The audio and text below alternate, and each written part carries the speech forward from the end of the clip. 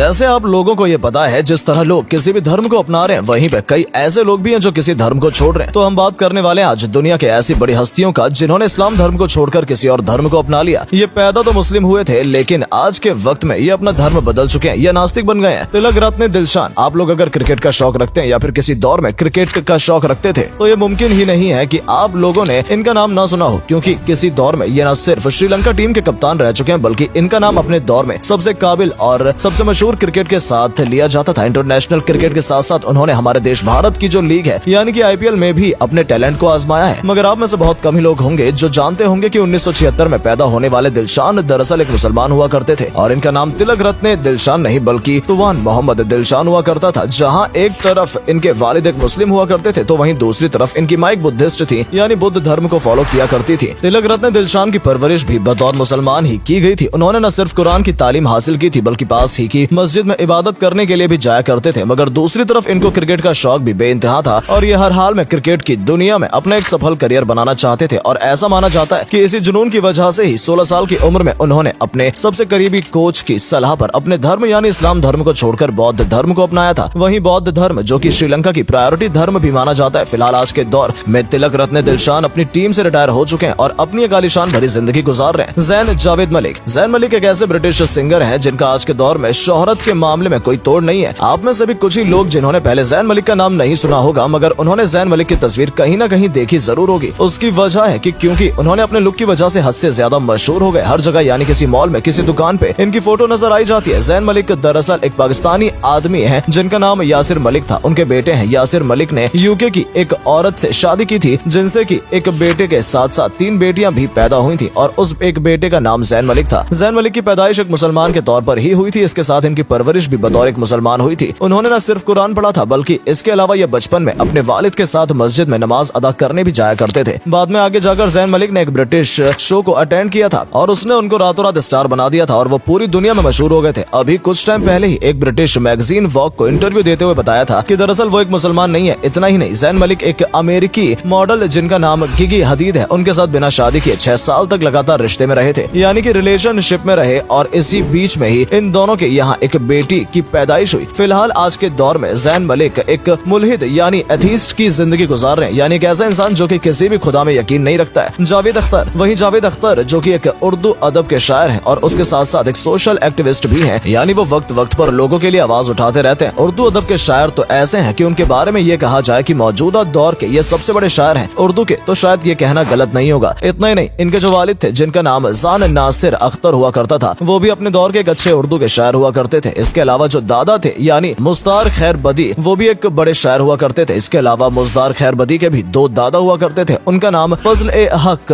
खैर बदी हुआ करता था। वहीं फजल ए हक खैर बदी जिन्होंने 1857 की क्रांति में एक बड़ा किरदार अदा किया था और जिनको एक बड़े फ्रीडम फाइटर के तौर पर आज भी याद किया जाता है। इतना ही नहीं, उस दौर में इनकी गिनती हिंदुस्तान के सबसे बड़े उलेमाओं के साथ की जाती थी। फिलहाल जावेद अख्तर अब शोहरत के मामले में अपने बाप दादा परदादा सबको पीछे छोड़ चुके हैं। इनकी शायरी के कलम में वो जादूगरी है कि उनके दुश्मन भी इनकी तारीफ किए बिना नहीं रह पाते हैं। इनके 2 बच्चे यानी कि फरहान अख्तर और जोया अख्तर, वो भी बॉलीवुड में सफल करियर बना चुके हैं। मगर एक इंटरेस्टिंग बात की जावेद अख्तर मुसलमान पैदा हुए थे। आज के दौर में वो मुसलमान नहीं है। वो खुद ही कई इंटरव्यूज में ये बात एक्सेप्ट कर चुके हैं कि आज की डेट में वो ना ही किसी धर्म को फॉलो करते हैं और ना ही किसी धर्म की रस्म रिवाज पर यकीन रखते हैं और ना ही किसी खुदा पर यकीन रखते हैं। यानी आसान लफ्जों में ये समझा जाए कि जावेद अख्तर भी बतौर एथिस्ट यानी नास्तिक की जिंदगी गुजार रहे हैं, जिनके मुताबिक खुदा का कोई वजूद ही नहीं है। नरगिस दत्त। वही नरगिस दत्त जिनकी गिनती किसी दौर में बॉलीवुड की सबसे मशहूर और सबसे काबिल अदाकारा में की जाती थी। नरगिस दत्त अपने साथ काम करने वाले एक एक्टर जिनका नाम सुनील दत्त था, उनसे प्यार कर बैठी। ऐसा माना जाता है कि सुनील दत्त ने एक बार जब सेट पर आग लग गई थी तो अपनी जान पर खेलकर नरगिस को बचाया था और यही वो चीज थी जो इन दोनों के बीच शादी की वजह बनी थी। इसके बाद में इन दोनों को यहाँ पर 3 औलाद भी पैदा हुई थी, जिनमें से एक औलाद वो लड़का भी था जिसको हम सब आज के दौर में संजय दत्त के नाम से जानते हैं। हालांकि सुनील दत्त से शादी करने के साथ ही नरगिस दत्त अपना धर्म बदल चुकी थी, बल्कि धर्म के साथ साथ अपना नाम भी बदलकर निर्मला दत्त रख लिया था। फातिमा सना शेख। फातिमा सना शेख जो कि आमिर खान की फिल्म दंगल से मशहूर हुई हैं। दंगल की कामयाबी के बाद उनको बॉलीवुड की कई और भी बड़ी बड़ी बजट की फिल्में मिल चुकी हैं। आपको बता दूं कि दरअसल फातिमा सना शेख की जो माँ है वो एक कश्मीरी मुस्लिम है, जबकि इनके जो वालिद हैं वो एक कश्मीरी हिंदू हैं। उनकी परवरिश बतौर मुसलमान ही की गई थी। यही वजह है कि इनका नाम भी मुसलमानों जैसा ही है, लेकिन अब वो एक नास्तिक बन चुकी हैं। वो खुद अपने एक इंटरव्यू में ये बात एक्सेप्ट कर चुकी हैं कि उनको ना तो अब हिंदू कहा जाए और ना ही मुस्लिम कहा जाए, क्योंकि वो तो किसी किसी भी धर्म में कोई यकीन नहीं रखती हैं। परवीन बाबी। दोस्तों 70 और 80 के दशक में बॉलीवुड की दुनिया में अगर सबसे ज्यादा डंका किसी नाम का बज रहा था तो वो कोई और नाम नहीं बल्कि परवीन बाबी का ही था। परवीन बाबी उस दौर में अपनी तरफ से दिए गए फिल्मों में बोल्ड सीन की वजह से हद से ज्यादा मशहूर हुई थी। बात करें अगर परवीन बाबी की पर्सनल लाइफ के बारे में तो ये बता दूं कि इनका जन्म 4 अप्रैल 1954 को हुआ था। जिस फैमिली में ये पैदा हुई थी वो फैमिली मुस्लिम तो थी ही साथ मजहबी भी थी, यानी बकायदा ये इस्लाम धर्म को प्रॉपर फॉलो किया करते थे। इनके जो वालिद थे यानी कि इनके फादर, उनका नाम वली मोहम्मद बाबी हुआ करता था। बाद में जब ये बॉलीवुड की दुनिया में काफी मशहूर हो गई थी तो इनका नाम अमिताभ बच्चन के साथ साथ बॉलीवुड के कई बड़े बड़े सुपरस्टार के साथ जोड़ा गया था। पहले तो ये हिंदू साधु जिनका नाम यूजी कृष्णमूर्ति था उनकी भक्त बनी थी और बाद में उन्होंने इस्लाम धर्म को छोड़कर ईसाई धर्म को अपनाया था। फिलहाल परवीन बाबी सन 2005 में अपने फ्लैट के अंदर मुर्दा हालत में पाई गई थी। इनकी मौत कई दिन पहले ही हो चुकी थी, मगर क्योंकि अपने आखिरी दिनों में तन्हाई और बिल्कुल अकेलेपन की जिंदगी गुजार रही थी इसलिए आखिरी समय में इनके पास कोई इंसान मौजूद ही नहीं था। तस्लीमा नासरीन। तस्मीला नासरीन न सिर्फ एक मशहूर बल्कि हद से ज्यादा विवादित राइटर हैं। इनका जन्म सन 1962 में ईस्ट पाकिस्तान के यानी कि उस इलाके में हुआ था जहां पर आज के दौर में बांग्लादेश मौजूद है। एक मुस्लिम फैमिली में पैदा होने वाली तस्लीमा नासरीन ने MBBS की डिग्री हासिल की है, मगर वक्त के साथ साथ इनके विचार बदल गए और इन्होंने जिस तरह की किताबें लिखना शुरू की और जिस तरह के बयान देना शुरू किए उनके अपने देश के मुसलमान यानी बांग्लादेश के मुसलमान नाराज हो गए। तस्लीमा नासरीन की मुसलमानों के खिलाफ लिखी गई किताब एक ऐसी थी, इस बात का अंदाजा लोग इस बात से लगा सकते हैं कि आज के दौर में न सिर्फ ज्यादातर मुस्लिम देशों में इनकी किताब बैन है बल्कि खुद इनके अपने देश यानी बांग्लादेश से इनको 1994 में हमेशा के लिए निकाल दिया गया था। ये एक लंबे वक्त तक यानी कई सालों तक यूरोप और अमेरिका जैसे देशों में रहती रही, मगर 2004 से ये हमारे देश भारत के अंदर ही रह रही हैं और अभी भी वक्त इस्लाम के खिलाफ विवादित हद से ज्यादा विवादित बयान देती रहती हैं।